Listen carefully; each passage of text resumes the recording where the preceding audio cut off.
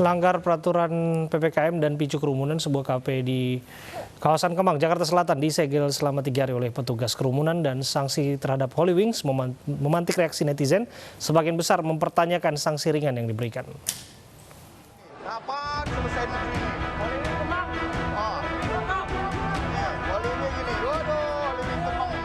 Ratusan pengunjung kafe di kawasan Kemang, Jakarta Selatan dikejutkan dengan kedatangan petugas gabungan polisi dan Satgas COVID-19. Pengunjung kedapatan berkerumun dan melanggar protokol kesehatan. Para pengunjung pun seketika langsung diminta bubar.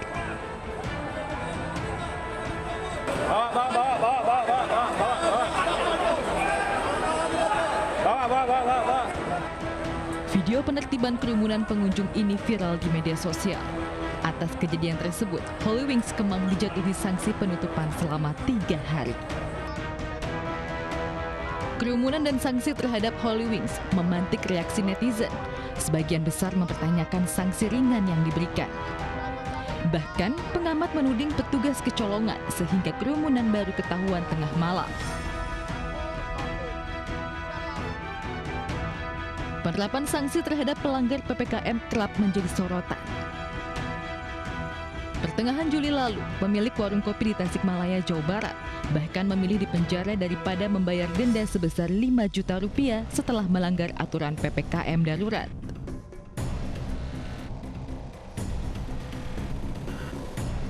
Masih dari Tasikmalaya, tukang bubur didenda 5 juta rupiah setelah didakwa melanggar PPKM karena melayani pembeli yang makan di tempat.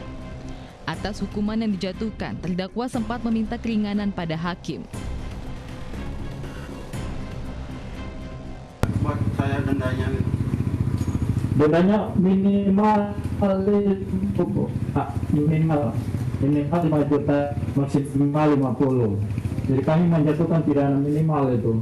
Cuma nggak bisa kami turun lagi karena itu minimal pidana kurungan selama 5 hari. Kita ya tinggal pilih aja mau 5 juta atau 5 hari. Namun hakim berdalih, hukuman yang ditetapkan adalah hukuman minimal, mengacu pada Perda Provinsi Jawa Barat. Hukuman segel 3 hari terhadap kafe di Kemang, Jakarta Selatan dan beberapa hukuman di daerah seolah menunjukkan bagaimana penegakan aturan terkesan tumpul ke atas namun tajam ke bawah. Padahal penegakan hukum terhadap pelanggar PPKM darurat diharapkan konsisten dan tidak tebang pilih. Karena itu akan menjadi gambaran bahwa pengendalian terhadap penyebaran virus corona nyata dan konsisten. Benarkah ada diskriminasi dalam penegakan pelanggaran PPKM? Sudah hadir bersama kami pakar hukum pidana Nasrullah. Assalamualaikum, selamat malam Pak Nasrullah. Selamat malam, Abraham Selamat ya? Iya betul Pak Nasrullah, apa kabar, sehat ya? Selamat malam pemirsa. Ya, saya langsung saja ya ke pertanyaannya Pak Nasrullah ya. Pak Nasrullah, tidak banyak informasi yang bisa kita gali karena dalam beberapa kesempatan kami berupaya untuk mengundang narasumber yang terkait, baik dari pihak Holy Wings, dari pihak pemerintah daerah, namun hingga saat ini belum berkenan untuk hadir dalam dialog ini. Sehingga yang bisa kita masukkan untuk pertanyaan pertama adalah soal percakapan publik, tebang pilih dalam sanksi pelanggaran protokol kesehatan dalam kasus Holy Wings. Mengapa percakapan ini bisa terjadi? Ya, masyarakat kita tidak buta, masyarakat kita melihat fakta, masyarakat kita ingin sebuah keadilan. Masyarakat kita ingin penegakan hukum itu seperti yang narasi tadi tidak tumpul ke atas, tajam ke bawah. Yang ingin saya katakan justru lebih. Bukan hanya tumpul ke atas, tajam ke bawah. Bahkan sekarang ini ada kecenderungan tajam ke kiri, tumpul ke kanan. Ya. Nah, oleh karena itu saya ingin mengingatkan kepada semua pemerintah, baik pemerintah daerah maupun pemerintah pusat, ketika Anda ingin tegakkan hukum, kita semua komponen bangsa harus mendukung, tetapi tegakkan hukum dengan benar dan adil. Jangan ada disparitas rasa keadilan bagi masyarakat. Oke, Nah, kira-kira seperti- sampai di sana Pak Nasrullah, tentu ada ekspektasi yang diharapkan oleh warga, dalam hal ini perbincangan yang kita tangkap di media sosial dan lain sebagainya. Ekspektasi itu apa? Ekspektasinya begini. Saya ingin perbandingkan sebuah kasus ini kan berkerumun ketika ada larangan berkerumun, betul nggak? Betul.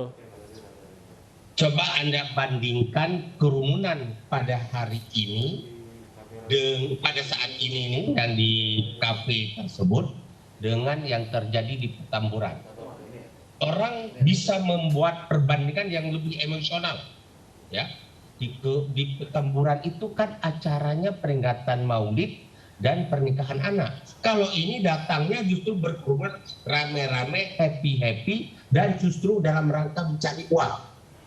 Masa di Petamburan sanksi yang diterapkan oleh pengubah adalah denda 50 juta. Nggak cukup di situ, dipidana lagi. Dipidana 1 tahun penjara. Nah, Pak Anies, Satpol PP, pemerintah pusat, Anda hanya menerapkan sanksi 3 hari tutup, bahkan pada hari kering itu ternyata. Ada apa di titik itu? Adakah sebuah hubungan tertentu antara aparat-aparat yang bergerak di bidang itu? Kemudian yang menjadi heran saya, polisi kemana di titik ini? Kenapa di Petamburan Anda begitu cepat tarik ke pidana, sampai orangnya ditahan? Dalam kasus ini sampai saat ini saya belum mendengar ada pergerakan dari polisi untuk mengambil langkah hukum pidana. Mohon maaf saya potong Pak Nasrullah. Kita sudah dengar bahwa polisi berencana untuk memanggil pihak Holy Wings untuk dimintai keterangan. Apakah Anda tidak melihat? Sudah ada rencana, alhamdulillah. Apakah Anda tidak melihat ini bagian dari proses due process of law yang sedang berlangsung? Kalau sudah ada rencana, alhamdulillah kita berdoa ini bukan hanya berhenti di titik pemanggilan, sampai ke ranah hukum.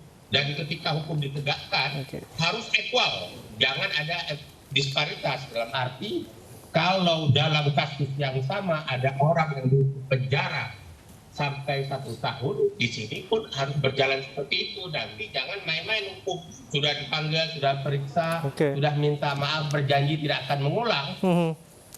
Nah, kalau itu yang terjadi, maka orang akan menafsirkan ada ketidakadilan di dalam penegakan hukum dalam rezim pemerintahan Pak Jokowi. Kalau Anda disorot di titik ini, jangan Anda biarkan aparatur Anda mempermainkan hukum, membuat hukum menjadi diterjemahkan tajam ke bawah tumpul, tajam ke bawah tumpul ke atas, tajam ke kiri, tumpul ke kanan.